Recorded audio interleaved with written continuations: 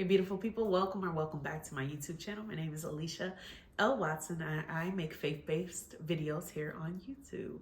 This is day 4 of my 30 days of posting consistently as I start this YouTube channel. If you haven't already, go back and watch the first 3 days and subscribe so that you can catch the rest of the days. After that, I'm not sure what I'll do. I'll figure out a schedule and put them up here, and it'll be more polished, wonderful, beautiful videos because I am a photographer, videographer. I know what I'm doing, but I'm making videos in this way so that I can just get it done. If you watched my first video, it was me starting a YouTube channel against my will because I didn't want to do this at all, but it was God's assignment for me to start this channel. And so it's not my will, but his will. And because I trust him and I trust his will, I know that doing this channel will be beneficial for me and for other people. And I want to be within his will. So obedience is my job. The outcome is his job. But at the same time, there were some barriers for me to get started here. So I thought today would be a great day to talk about some of those barriers to getting started, to aligning with his will, to set aside my own will. And I think this is going to be a multiple day endeavor because I feel like putting all my reasons into one video will make it incredibly long. I'm not going to be editing, so excuse all the likes, bobbles, mess ups and everything here. It's just authentically putting out these videos so that they can be done, and then at a later time in the future, it'll be more polished, I promise. Or not, maybe, I don't know. It depends on what he wants to do. I remain open. So anyway, so we'll talk about today's topic. My topic for today, and one of the reasons that I was not open to starting this channel as excitedly as I should have been when I got the assignment, was my weight. Yeah, it's a really interesting thing to put yourself out there. And it's an interesting feeling to put yourself out there when you don't know for sure that you're going to be received in the way that you want to be received. And for me, that has been kind of the story of my life. It's so much so that in 2018, I was given the assignment, another assignment, because God always has an assignment for me, to write a book. And the funny thing was, I was in the midst of writing another book. I was probably about 70 pages into a book about fear when he told me to write a book about my weight loss journey and to not go on another weight loss journey. Before 2018 ended, I got a message to not make a resolution to lose weight for January of 2019. And instead, I was supposed to write this book. Actually, let me flip that. That's 2017. I got that revelation. I wrote the book in 2018, released the book in 2019. Okay, so rewind that a little bit. But that was that was the message. Don't make another resolution to lose weight. Write this book instead, and let's explore this topic. And that was interesting for me because it just wasn't on my radar. But let me tell you, when I started to write the book, it was so just liberating. And when I finished it, I was liberated. What God showed me in the book and in writing the book was that, unfortunately, I had turned weight loss into an idol. I was a fat kid growing up. No other way to put it, really. I was a fat kid growing up, and so that kind of led to the overachieving, the overaccomplishing, the people pleasing that I referred to in my earlier videos. It, in a way, allowed me to be accepted and to receive love and to receive accolades, not based on how I look, because growing up in the 90s and the 2000s, being just a little overweight was too much, and being a fat kid was a lot. There was a lot of bullying, a lot of teasing, a lot of loneliness and isolation that I experienced. As a result, I didn't feel like the cute kid. I didn't feel like a kid at all, really. I was really mostly friends with like adults. Like, I was a teacher's pet. I had friends. I won't say it like that. I had friends, but I got all of my like confidence from how adults treated me and how adults saw me. So of course, when you feel like, oh, there's the acceptance, there's the love, that's where you kind of put your energy.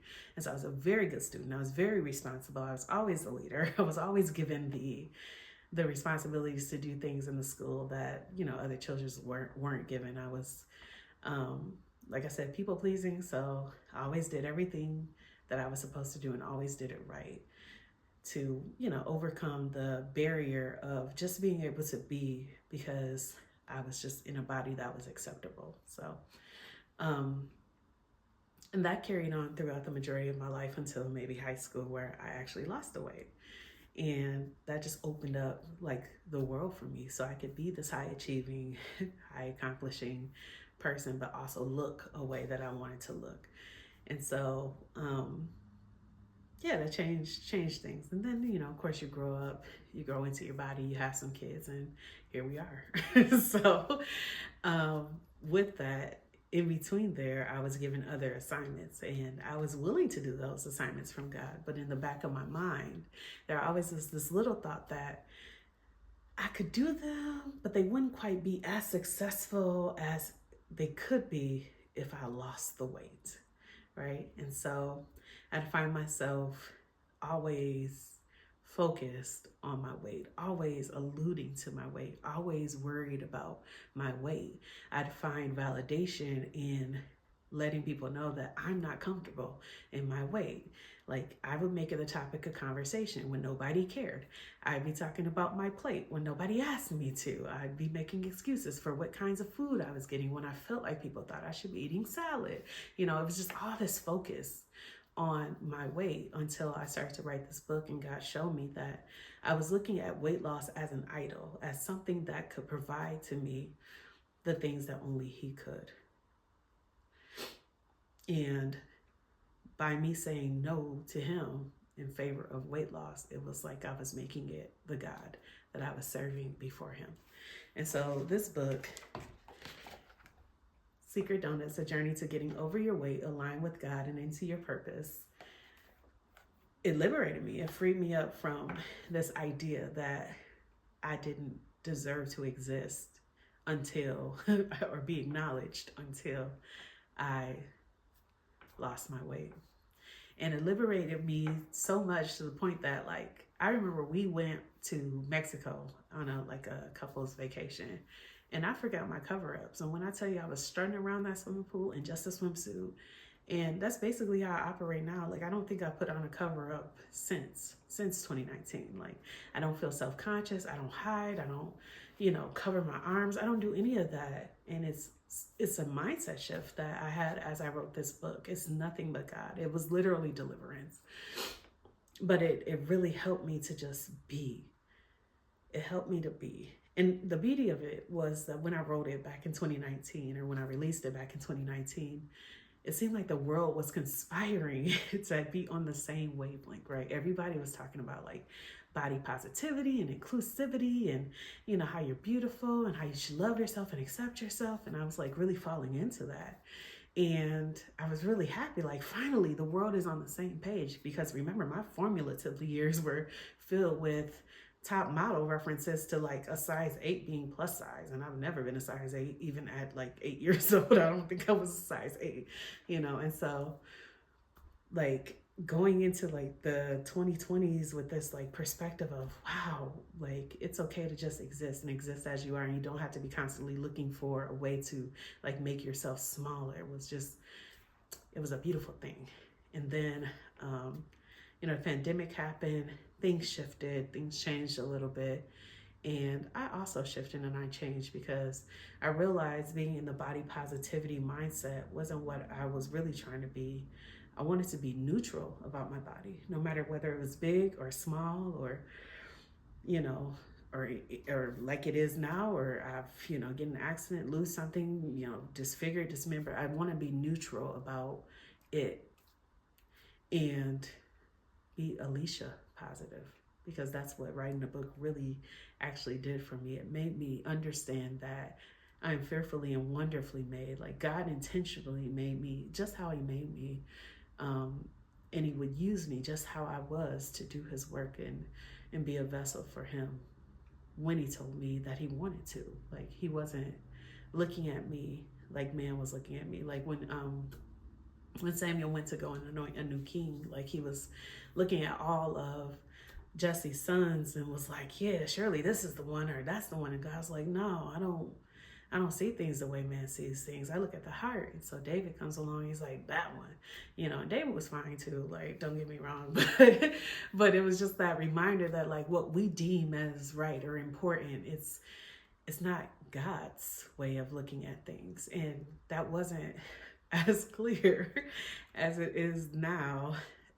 It could not be even clearer than it is now, because we've so quickly shifted away from body positivity and even body neutrality back into this like early 90s or early 2000s 90s perspective on how a person should live and be and show up. This Ozempic craze and the return to like the heroin chic era, and it had the potential to bring up all of those old feelings within me.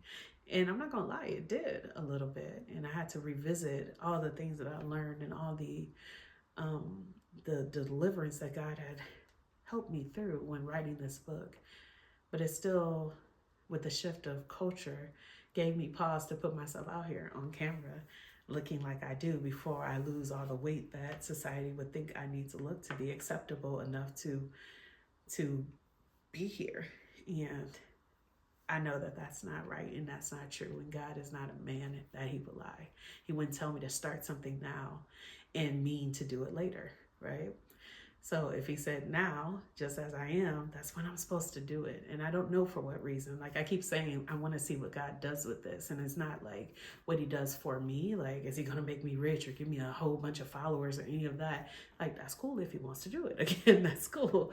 But what will he do? The feedback that I'll get from all of you about like the things that you hear and feel and are led to see through my act of obedience. Like it always encourages me, where it's just like, wow, when I was creating this or that or saying this or that's not even what I had in mind, but you got that out of it and it blessed you in that way.